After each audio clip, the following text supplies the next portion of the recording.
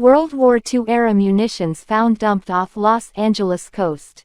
Using a high-tech underwater camera, researchers identified anti-submarine explosives, smoke devices and boxes of munitions on the ocean floor.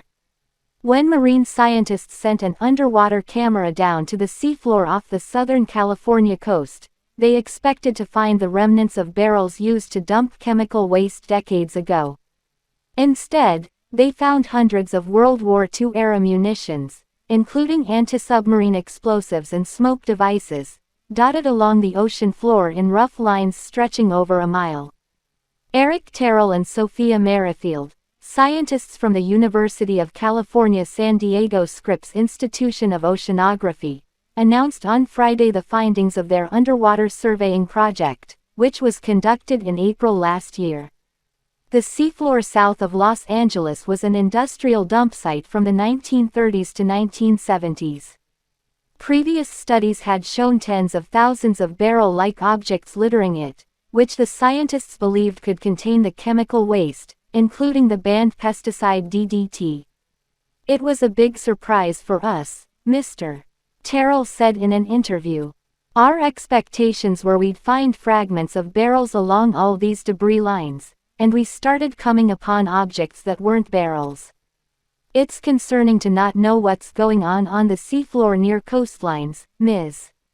Merrifield said. Over 3 weeks, the researchers used sonar to map a 135-square-mile stretch of the ocean floor between Catalina Island and Long Beach and took 300 hours of high-definition video of the ocean floor. Through a partnership with the U.S.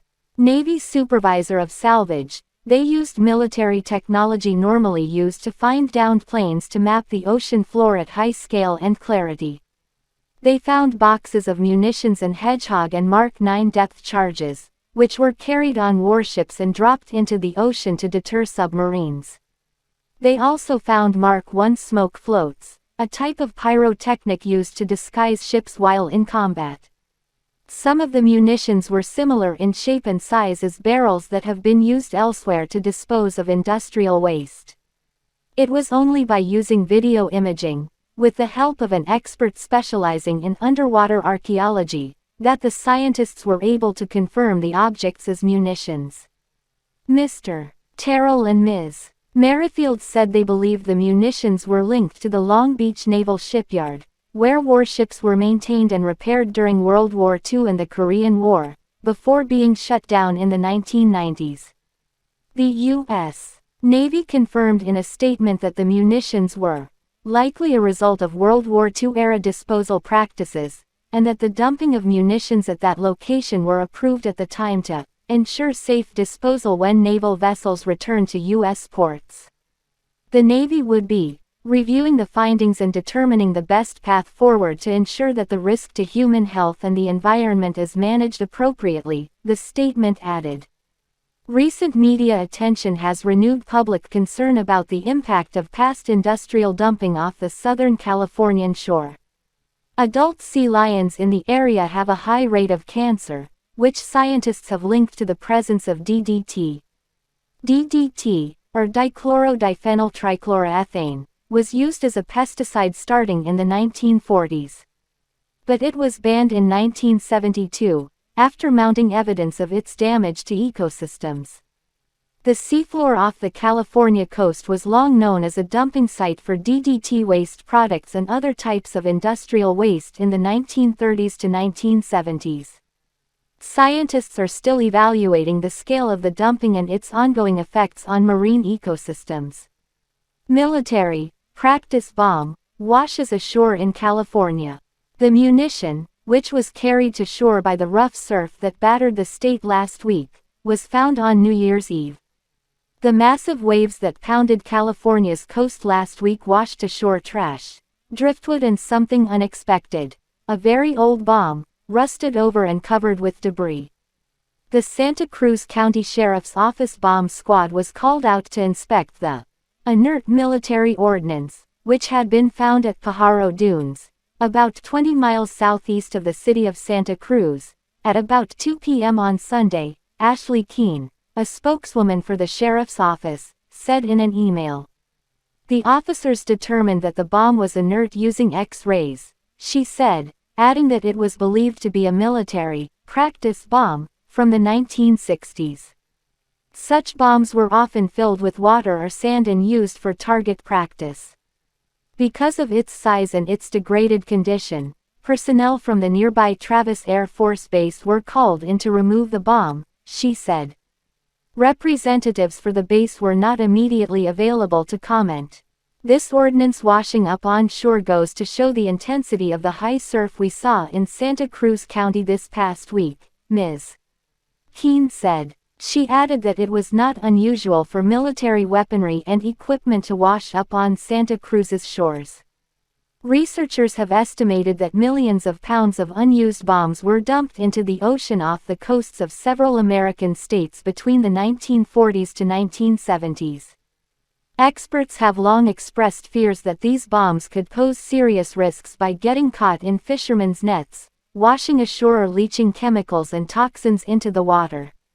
Millions of pounds of unexploded bombs and other military ordnance that were dumped decades ago in the Gulf of Mexico, as well as off the coasts of both the Atlantic and Pacific Oceans, could now pose serious threats to shipping lanes and the 4,000 oil and gas rigs in the Gulf, warns two Texas A&M University oceanographers.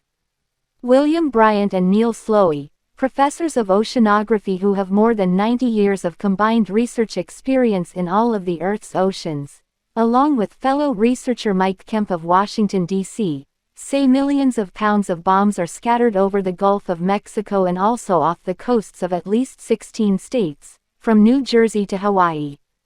Bryant says the discarded bombs are hardly a secret.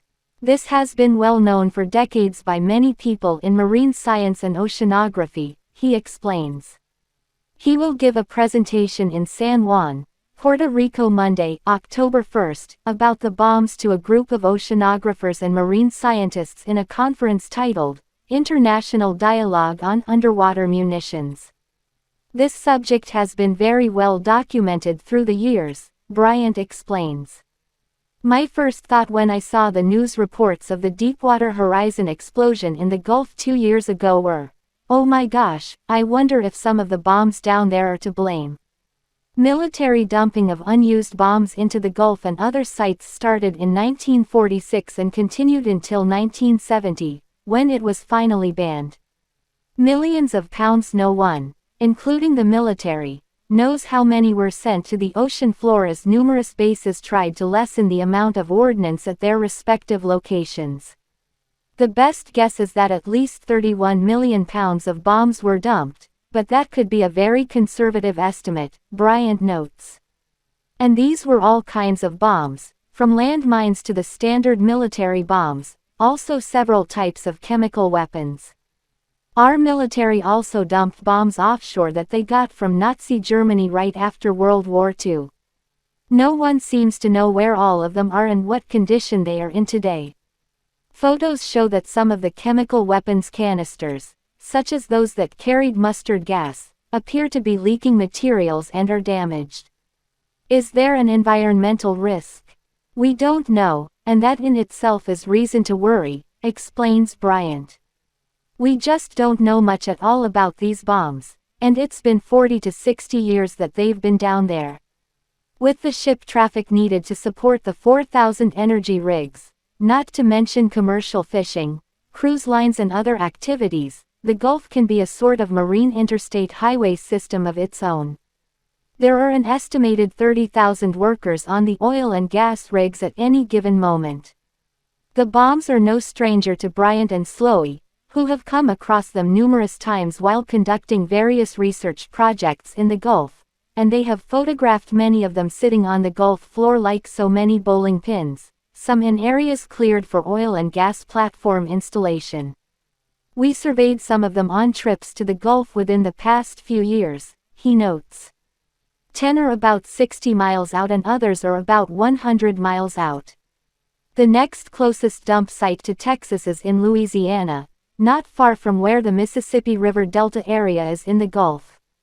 Some shrimpers have recovered bombs and drums of mustard gas in their fishing nets. Bombs used in the military in the 1940s through the 1970s ranged from 250 to 500 and even 1,000-pound explosives, some of them the size of file cabinets. The military has a term for such unused bombs, UXO, or unexploded ordnance. Record keeping of these dump sites seems to be sketchy and incomplete at best. Even the military people don't know where all of them are, and if they don't know, that means no one really knows, Bryant adds. He believes that some munitions were short dumped, meaning they were discarded outside designated dumping areas. The subject of the disposal of munitions at sea has been discussed at several offshore technology conferences in recent years, and it was a topic at an international conference several years ago in Poland, Bryant says. The bottom line is that these bombs are a threat today and no one knows how to deal with the situation, Bryant says. If chemical agents are leaking from some of them, that's a real problem. If many of them are still capable of exploding, that's another big problem. There is a real need to research the locations of these bombs and to determine if any are leaking materials that could be harmful to marine life and humans, Bryant says. 2 men working to map World War II bombs are killed by one. The aid workers had taken the device to the home they were sharing in the Solomon Islands, a country littered with unexploded ordnance. Darwin, Australia, an Australian and a Briton working to map a deadly legacy of unexploded munitions from World War II have been killed in the South Pacific nation of the Solomon Islands after a bomb they were working on detonated. The blast occurred on Sunday inside the house that the 2 explosives experts were sharing in a suburb of the capital, Honiara.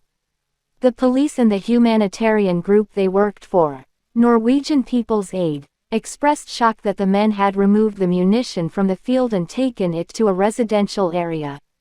We determine what to do with the UXOs after the survey has located them, Clifford Tunuki, the police inspector, said of the unexploded ordnance in a statement released on Sunday. An official investigation is underway, and the site is being treated as a crime scene, he added. It was unclear whether nearby homes were damaged. Per Håkan Breivik, the aid organization's director of disarmament, said that he had known one of the men, Stephen Atkinson, 57, of Britain, for more than 20 years, and that Mr. Atkinson and the other bomb expert, Trent Lee, 40, of Australia, were devoted professionals. Mr. Breivik said that his group did not have information about why the ordnance was in their home, though he voiced alarm at their actions. He added that the aid group's activities in the Solomon Islands had been suspended.